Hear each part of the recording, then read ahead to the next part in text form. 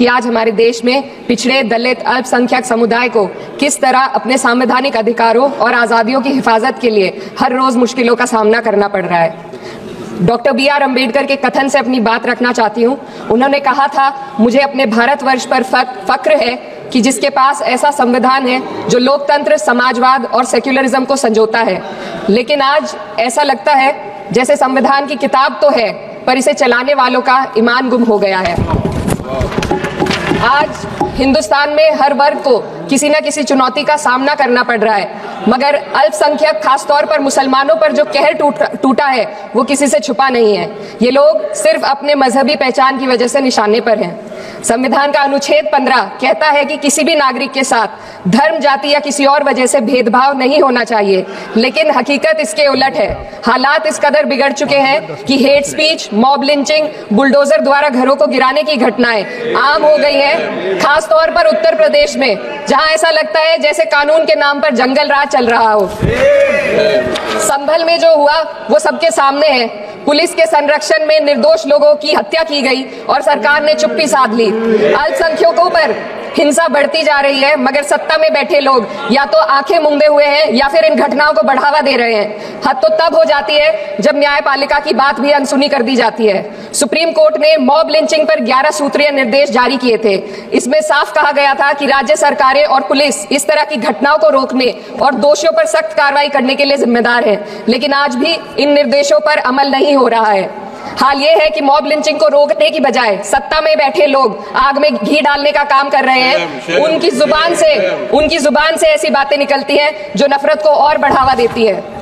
यह अशांति अब इतनी गहराई तक फैल चुकी है कि हमारे समाज के धर्मनिरपेक्ष चरित्र पर गंभीर सवाल उठ रहे हैं। साल की शुरुआत में ही कई राज्यों में दुकानदारों को अपने नाम बोर्ड पर लगाने के लिए मजबूर किया गया।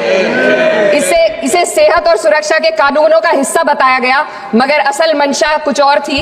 ये कदम खास तौर पर मुसलमान दुकानदारों को निशाना बनाकर उठाया गया ताकि उनकी रोजी रोटी पर चोट की जाए। पिछले हफ्ते मुरादाबाद में एक मुस्लिम डॉक्टर को हिंदू बहुल्य मोहल्ले में घर खरीदने पर विरोध झेलना पड़ा। वजह बताई गई कि इससे मोहल्ले की सामाजिक शांति बिगड़ जाएगी।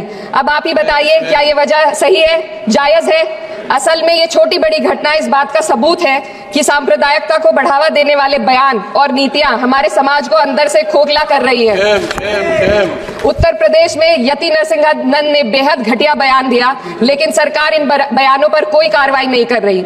हेट स्पीच न केवल जनमानस के विचारों को प्रदूषित करती है, बल्कि इससे अब संवैधानिक पदों पर बैठे लोगों को भी प्रभावित कर दिया है। अभी हाल ही में माननीय उच्च न्यायालय इलाहाबाद के माननीय न्यायाधीश ने ऐसे बयान दिए जिसका संज्ञान खुद सुप्रीम कोर्ट को लेना पड़ा।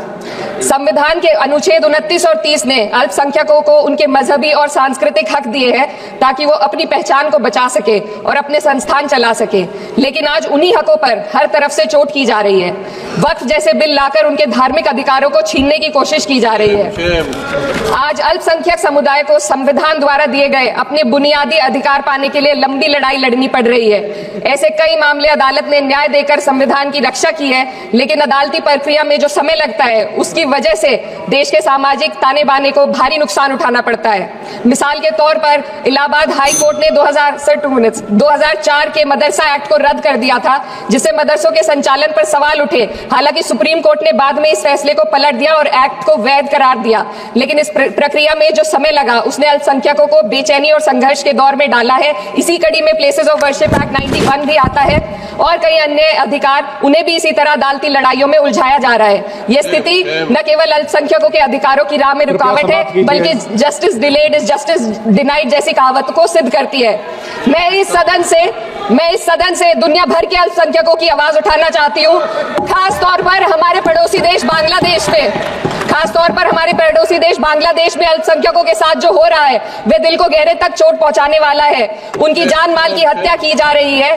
बांग्लादेश हो या हिंदुस्तान हो या कोई और देश, अल्पसंख्यकों की सुरक्षा, इज्जत और अधिकारों की हिफाजत हर सरकार की सबसे पहली जिम्मेदारी होनी चाहिए। मैं इस सदन से अपने देश के अल्पसंख्यकों के साथ बांग्लादेश के पीड़ित अल्पसंख्यकों की आवाज को एक साथ उठाना चाहती हूँ। ये वक्त की पुकार है कि हम सब मिलकर ये सुनिश्चित करें कि किसी भी इंसान को उसकी पहचान या मजहब के कारण डर कर जीने पर मजबूर ना होना पड़े। जहाँ हक छीने जाते हैं वहाँ अमन खो जाता है। ये बात हर सरकार को समझनी चाहिए। अगर हम सच में अपने संविधान का सम्मान करना चाहते हैं तो हमें नफरत और भेदभाव भेदभाव को खत्म करना होगा। हमें ये दिखाना होगा कि ये मुल्क हर वर्ग, हर जाति, हर धर्म और हर समुदाय का है, और जब तक ऐसा नहीं होगा तब तक संविधान की आत्मा सिसकती रहेगी। सर, अपनी बात को खत्म करते हुए मैं एक शेर अर्ज करना चाहती हूँ।